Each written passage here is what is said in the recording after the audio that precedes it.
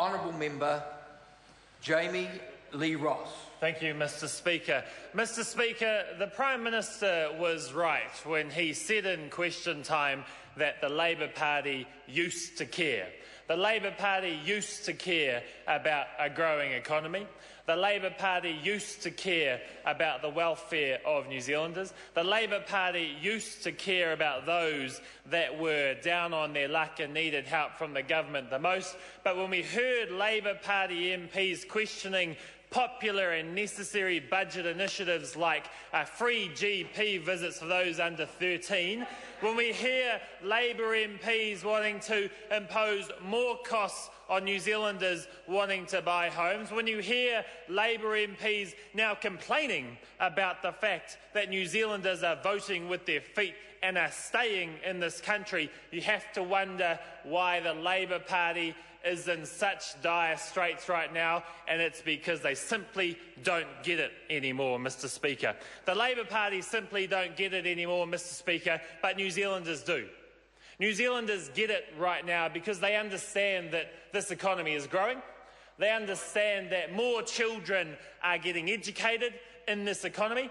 They understand that more children are getting the health care that they require, that more operations are taking place. They understand that crime is coming down. The law and order situation in this country is so much better than it ever was under Labour. And, Mr. Speaker, they also understand that wages are rising, that it is going to become even easier to get into a home in future years. They know that it's working. Mr. Speaker, Jacinda Ardern was the last individual speaking on the other side. Mr. Speaker, Jacinda Ardern is the police spokesperson for the Labour Party, and I've heard her make comments about the police budget in recent weeks. Mr. Speaker, the fact of the matter is, when it comes to the police, that our police are doing such a good job that crime is down 20%.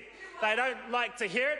They like to cackle on the other side of the house, but crime is down 20%. We have the lowest crime rate in 33 years. Crime, when Annie King was in government, actually started to rise just a little bit in there last year.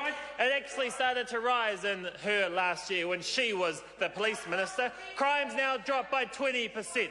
Mr. Speaker, reoffending in this country is coming down. Reoffending is down 12.5% in this country because of the investment and the time and effort that ministers like Judith Collins and Anne Tolley have put into the police and corrections budgets, Mr. Speaker. New Zealanders know that's the situation. They know it's successful. They know that it's working. Mr. Speaker, she also talked about housing. I'm glad she talked about housing because, Mr. Speaker, I live in the Botany electorate, where some of the important special housing areas that's going to get Auckland housing moving again are taking place. Nick Smith just recently, a couple of weeks ago, announced the largest of the special housing areas in Flatbush, near where I live myself. 4,500 houses in the Flatbush special housing area are going to be built. 4,500. And, Mr. Speaker, the people living in that area are seeing housing taking off. They're seeing the builders getting out there working. They're seeing the developers getting out there, subdividing the land and increasing the supply that we desperately need in this country. And then we hear about the Labour Party talking about their big 100,000 houses over 10 years. Well, guess what? That's 10,000 houses a year. Under National, we're building 13,000 houses already right here. 13,000 houses a year under National are going to be built under the Housing Accord and the special housing areas. So the Labour Party's big idea for housing is 100,000 houses, 10,000 a year. That's less than's being proposed and is happening under the special housing area policy that this government's implementing. And that 13,000 is only in Auckland. The Labour Party's plan is supposedly across the whole of the country. They simply don't get it. Their numbers are wrong, and it actually won't do anything under the policies that they're proposing. If they really cared about housing, they'd get in and support RMA reform that this country desperately needs. RMA reform that's being blocked by the likes of the Labour Party, being blocked by the likes of the Green Party. Mr. Speaker, those are policies that should be taking place. And we look at a capital gains tax, they believe that's the grand panacea for housing as well. Well, it's being done in Australia right now, and guess what? It's not working. Mr. Speaker, Under Labour, housing costs went up by 96%. In the past 5 years, they've only gone up by 28%. Compare that, 96% versus 28%. If you want to ask New Zealanders who they believe on housing, just look at the statistics. They know the Labour Party's got it absolutely wrong. I also want to talk about jobs, because jobs are what are going to get New Zealanders wealthier.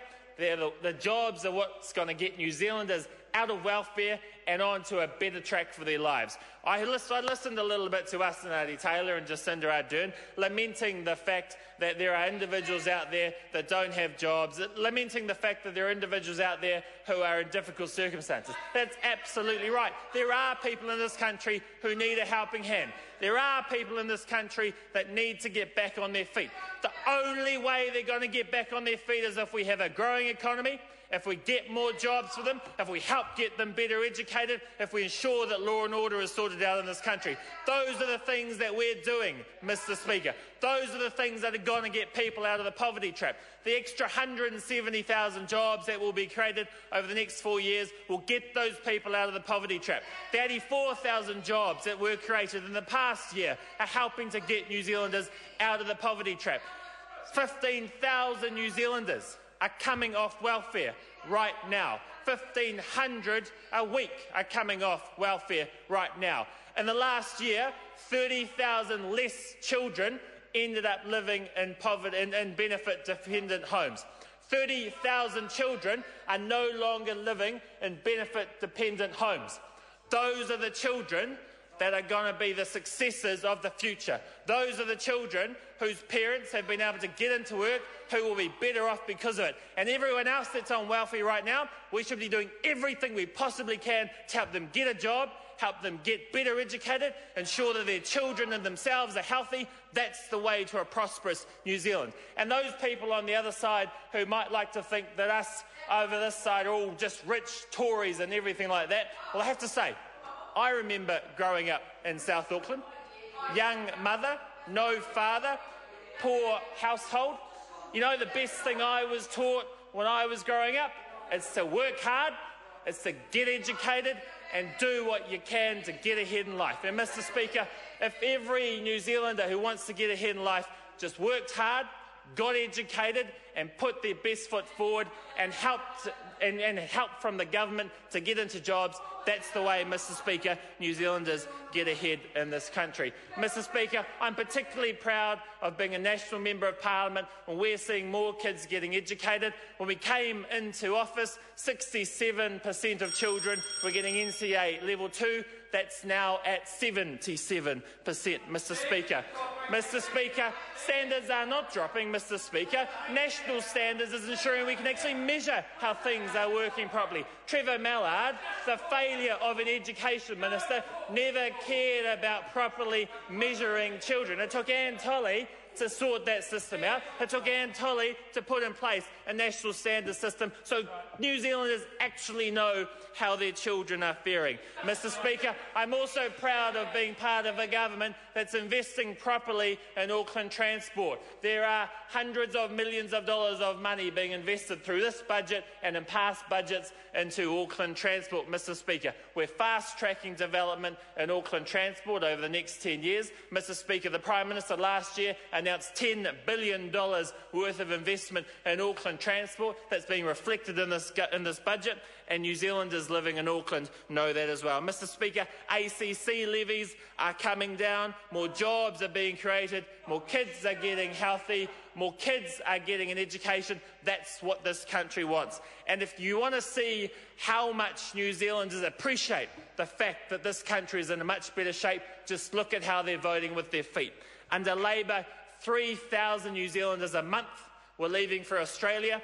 Now it's only 350. They want to change the immigration system as it stands. They want to change it completely. Actually a bit confused about it. But right now, the statistics are showing New Zealanders are voting with their feet. Mr. Speaker, this country is in a much better shape because of the John Key-led government, and I'm proud to be a part of it. Mr. Speaker.